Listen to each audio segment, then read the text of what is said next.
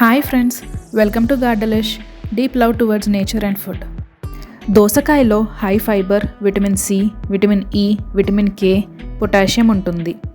మరియు water content కూడా ఎక్కువ ఉండడం వల్ల బాడీని త్వరగా కూల్ చేస్తుంది. దోసకాయ పప్పు కామన్గా చేసుకుంటాం, కానీ ఒకసారి ఈ మెథడ్లో చేసి చూడండి. ఇది రైస్ అండ్ రోటీలోకి బాగుంటుంది. దోసకాయ మొల్లపప్పుకి కావాల్సిన ingredients: moong dal, yellow cucumber, onion, tomato, chilli, garlic, dry chilli, curry leaves, mustard seeds, jeera, oil, salt, turmeric, water. ముందుగా దోసకాయ పై తొక్క చెక్కుకుని ముక్కలుగా కట్ చేసుకోవాలి. దోసకాయను ఎల్లో కుకుంబర్ అని అంటారు. ఇప్పుడు స్టవ్ ఆన్ చేసి కడాయి పెట్టుకుని 1/2 టేబుల్ స్పూన్ ఆయిల్ వేసి 1 టీ స్పూన్ ఆవాలు, 1 టీ స్పూన్ జీలకర్ర, 3 వెల్లుల్లి రెబ్బలు, కట్ చేసుకున్న పచ్చిమిర్చి ముక్కలు, కరివేపాకు వేసి కొద్దిగా వేపుకోవాలి. ఇప్పుడు ఒక ఎండుమిర్చి ముక్కలు, టొమాటో ముక్కలు వేసి ఒక 1 మినిట్ కలుపుకోవాలి.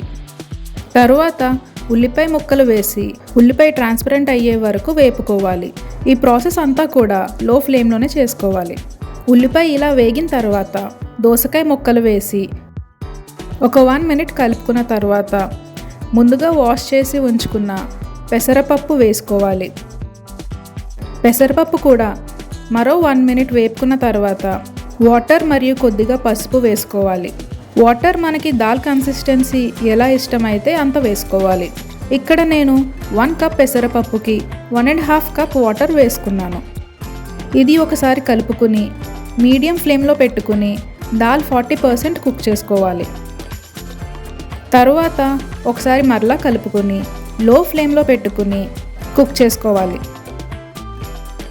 పెసరపప్పు మొత్తం కుక్ అయిన తర్వాత రుచికి తగినంత ఉప్పు వేసి ఒకసారి కలుపుకోవాలి.